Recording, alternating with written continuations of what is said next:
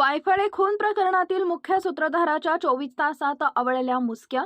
तासगाव तालुक्यातील वायफळे येथील रोहित संजय फाळके यांच्या खून प्रकरणी मुख्य संशयित आरोपी विशाल फाळके याला जेरबंद करण्यात आले. स्थानिक गुन्हे अन्वेषण शाखेच्या पथकानं पुणे इथंही कारवाई केली.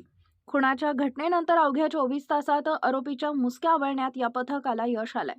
वायफळे येथील संजय फाळके व विशाल फाळके यांच्या कुटुंबियांमध्ये गेल्या अनेक वर्षापासून किरकोळ कारणावरून वाद होत आहेत. गेल्या काही वर्षात हा वाद विकोपाला गेला. दोन्ही कुटुंबांनी एकमेकांना मारहाण केल्याच्या घटना घडल्या. यातूनच दोन्ही कुटुंबातील अनेकांवर यापूर्वी गुन्हेही दाखल झाले. गेल्या काही वर्षात या कुटुंबातील वाद वारंवार उफाळून येत होता. गाव पातळीवर हा वाद मिटवण्याचा प्रयत्न झाला होता, मात्र तो अयशस्वी ठरला. दरम्यान गुरुवारी सायंकाळी विशाल फाळके हा आपल्या साथीदारांसह वायफळे येथील बस स्थानक चौकात आला. त्या ठिकाणी त्यानं रोहित फाळके व त्याच्या मामाची मुलं आदित्य साठे व आशिष साठे राहणार कुच्ची तालुका कवटेमंकाळ याच्यावर तलवार व कोयत्यानं हल्ला चढवला. यावेळी रोहित हा घराकडे पळून जाण्यात यशस्वी झाला, मात्र आदित्य व आशिष यांच्यावर वर्मी घाव बसल्यानं ते रक्ताच्या थारोळ्यात रस्त्यावर पडले होते. याचवेळी त्या ठिकाणी बसलेल्या सिकंदर असलम शिकलगार राहणार वायफळे याच्यावर या टोळक्यानं विनाकारण हल्ला केला. तेही गंभीर जखमी झाले. दरम्यान रोहित हा आपल्या घराकडे पळून गेला. विशाल फाळके व त्याच्या टोळीनं त्याचा पाठलाग केला. घराजवळ रोहितसह त्याचे वडील संजय, आई जयश्री यांच्यावर धारदार शस्त्रानं हल्ला करून त्यांना गंभीर जखमी केले. हल्ल्यानंतर या टोळीनं धूम ठोकली. यानंतर जखमी अवस्थेत सर्वांना भिवघाट येथील सिद्धिविनायक हॉस्पिटलमध्ये उपचारासाठी दाखल करण्यात आले.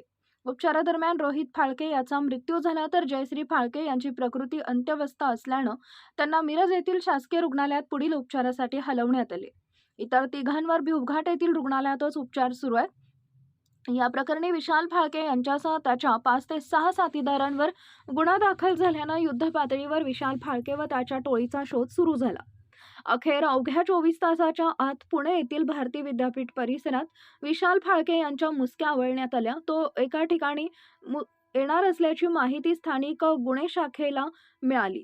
या माहितीच्या आधारे त्याला जेरबंद करण्यात आलं. विशाल फाळकेवर तासगाव पोलीस ठाणे, भारती विद्यापीठ पोलीस ठाणे पुणे शहर, वारजे माळवाडी पोलीस ठाणे पुणे शहर, बिबवेवाडी पोलीस ठाणे पुणे शहर, शिवाजीनगर पोलीस ठाणे या ठिकाणी गंभीर स्वरूपाचे गुन्हे दाखल आहेत. तो मोक्कामधील आरोपी आहे, त्यामुळे त्याच्यासह टोळीला जेरबंद करण्यासाठी पोलिसांनी फिल्डिंग लावली होती. अखेर त्याला ताब्यात घेण्यात एलसीबीच्या पथकाला यश आलंय. Power Marathi news network, Ganesh Nikam, Tasgaon. एकच नजर चौफेर खबर. Power Marathi news.